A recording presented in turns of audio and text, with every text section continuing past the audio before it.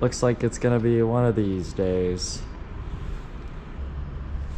But whoever said that was a bad thing? What's going on, everyone? Welcome back to the channel. It's a nice February day outside Michigan with all the snow, as you just saw. I hope you're all doing well. Today we're going to be discussing 5 designs about the E36 that are just poor designs. Ask any guy who's drifted one or tracked one or bought a not great example one. There's definitely more than 5, but I'm only going to talk about 5 things that I think I've heard talked about a lot. But without further ado, let's hop in the car and I'll discuss those today. All right, everyone, so now we're on the road, and yeah, it is just as bad as it looked like it would be from the parking garage. So, stupid designs of the E36. Number 1, the turn signal. No, I'm just kidding. Actual number 1, oop. Didn't want to grip there. Actual number 1 we're going to talk about is the traction control.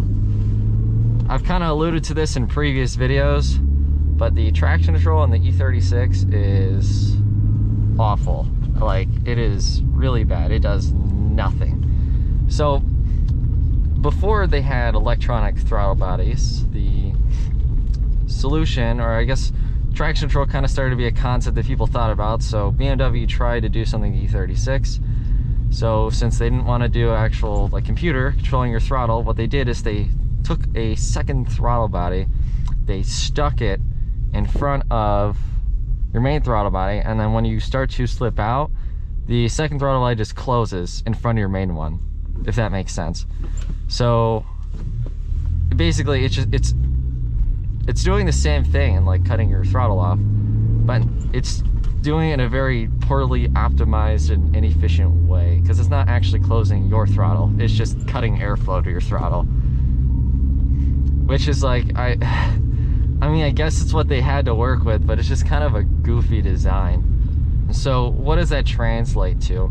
Well, what that translates to is if I drive in the winter anywhere with poor traction conditions, I have to just turn it off.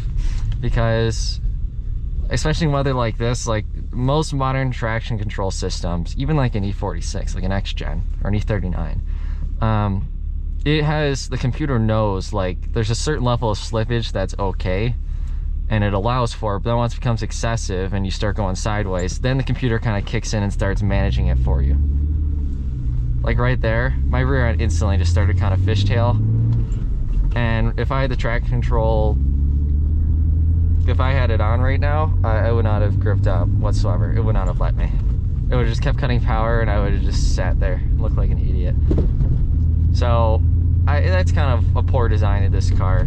I mean, I guess for the time, it was what they had. They were trying to make it work, so props to them for at least trying, but it's not, it doesn't really translate at all, frankly. So number 2 for stupid designs on the E36, that is going to be the oil pump nut, or oil pump assembly.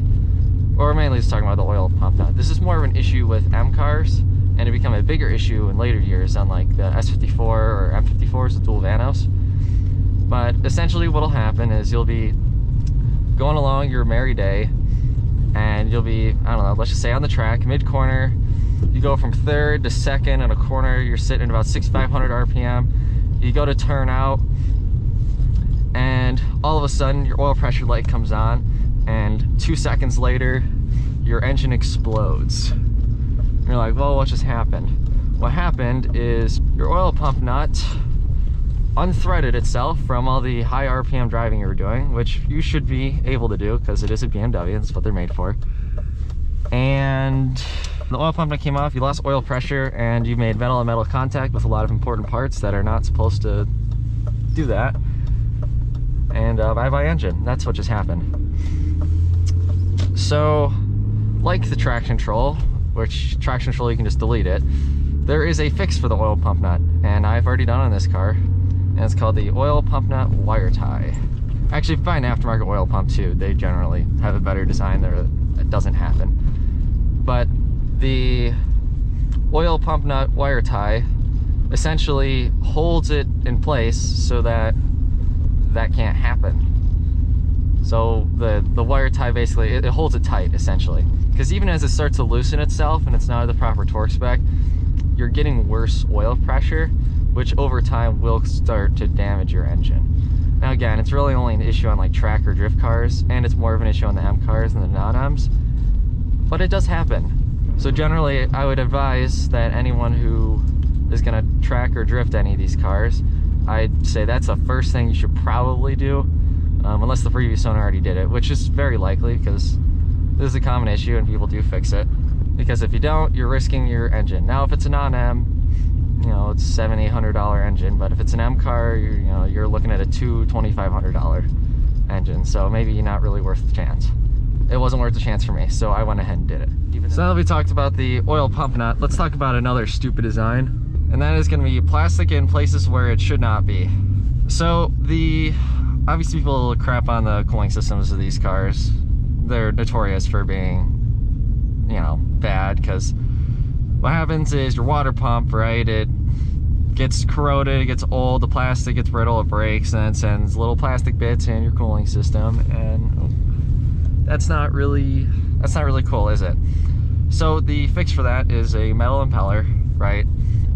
And that's just one example, right? You could talk about the entire cooling system. There's also other parts too, like the pedal bushings. Clutch pedal bushing notoriously is plastic, and because you use your clutch a lot, over time the plastic gets brittle, it breaks, or like breaks down, and then what happens is it doesn't do its job properly, and your pedal starts leaning, and then it'll eventually start squeaking really badly. So again, there's an upgrade for that, brass or polyurethane, whatever. There's like a lot of different ones, but it's just like designs that from the factory just shouldn't bend the way that they are. Also, like the window, I think it's the window regulators, or it's like the track they're on is plastic and it'll break, and then your window falls into the door.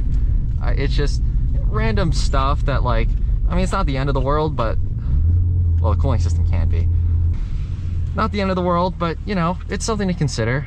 Those are parts that you'll have to replace that otherwise shouldn't really be wear items. But overall, that one's a little more nitpicky. I just kind of wanted to bring it up because it is a notorious problem. But anyway, moving on, we're going to talk about the fog lights. E36 fog lights are really bad. I don't know why, but for some reason, they just love to fall out. They just fall out. And the reason is because the mounting bracket is, well, guess what? Plastic. And it's a cheap plastic at that. And what happens is you go to pop the fog light out, change the bulb, and if it's too old, then the little thing that's supposed to like light to pop it out and put it back in will just break, and then your fog light won't sit back in the way it's supposed to. That happened to me on that fog light, and that's why sometimes I'd be careful when I'm reversing, because it'll just, and the wire's holding it in, whatever. So this summer I need to buy either a new bracket or just buy new fog lights. So I might go Depot. Oop. I might go Depot for that, not sure yet. But that is something that happens on these cars, and if you get unlucky, then you'll be going down the road and your fog light will literally just conk out, it'll fall out and shatter. And it will not be like mine. I don't know why some just straight up fall out and others like mine just kind of like hang out in there, like half in, half not. I don't know, but that is another issue with these cars that does present itself, and if you own one long enough, it might happen to you even. And the last thing we're going to talk about today, and the crappy designs category of the E36s, is going to be thin sheet metal in places where it should not be. So on E36s, namely the strut towers, for some reason BMW, in their attempts to cost cut, used very thin sheet metal on the metal there. So what happens over time, or not really over time, it's mainly an issue with like rust, or people that lower their cars and don't put the reinforcement plates in, which, by the way, BMW sells a reinforcement plate for it because they realize that they screwed up. So if you're going to lower your car at all or put stiffer suspension on, you need that plate. Yeah, it is not an option, it is a requirement. So you buy those plates, you put them on top of the coilover, like the strut, and then it's fine. But if you don't do that, it'll start to mushroom or even crack, and eventually your strut will blow right through the tower. Which, again, not very cool or fun, or cheap. It is none of those things. So I would not recommend it for anyone. I actually know a guy who said that he bought a car which had lowering springs and they didn't put those plates in, And that's exactly what happened. His strut tower started cracking, so he had to have someone go and weld his rear strut tower. Which is just like, I mean, part of it, you could definitely blame the parts for being too stiff, but there is some cases where it's just the way it is and you can't really help it regardless. So I'm gonna count that as an E36 problem, because honestly, look at a 5 Series. They don't have that problem. You know why? Because it's a bigger car, they didn't cheap on the metal. That's just all there is to it. With all that said, those are just, you know, some common problems with the E36 that I've noticed, and if you ask any other guys if they noticed, they'll tell you the same thing. Those are issues, and they'll probably have a whole other list of them. If I missed any that you guys want to talk about, comment down below, let me know what you think. I hope you guys enjoyed watching, and thank you. Have a good rest of your day. Bye, everyone.